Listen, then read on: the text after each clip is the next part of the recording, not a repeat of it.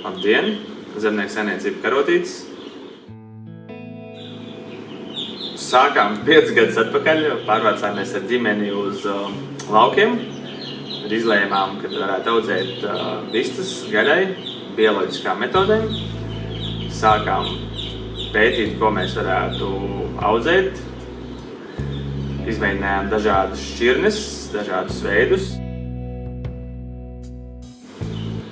Pirms putniem nodarbojos ar autotirdzniecību. Pirms tam kāds sakars bija ar tehniskajiem sporta veidiem. Sieva nodarbojās ar sveču ražošanu. Mēs no paša sākuma zinājām, ka gribam saimniekot bioloģiskām metodēm. Cik nebija tādas tradīcijas Latvijā, mums nekas cits neatlika, kā pašiem izdomāt savu konceptu. Nebija ko paņemt.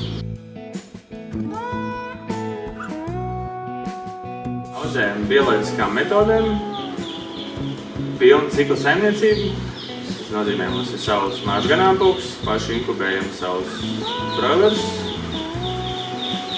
Audzējam, nokaujam, sapasējam, sadalam cehā un nogādājam līdz mazumtirdzniecējiem.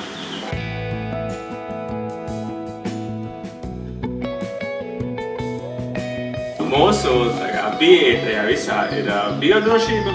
Mēs ļoti sekojam biodrošībai un izvēlamies preventīvas darbības, lai nebūtu pēc tam jāārstē ar antibiotikām no slimības.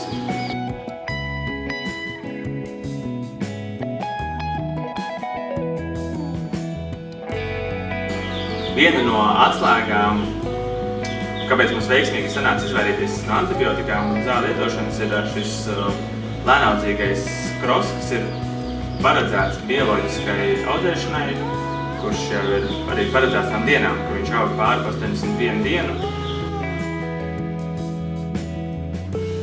Ķermeņa uzbūve ir pietiekami tāda masīva, lai viņš varētu arī izaugt tik liels, ja viņš izaug šajās pāri 80 dienās, kur mēs pēdējos kaujam pāri 100 dienām. Mēs veicam arī dzeramā ūdens analīzes reizi gadā.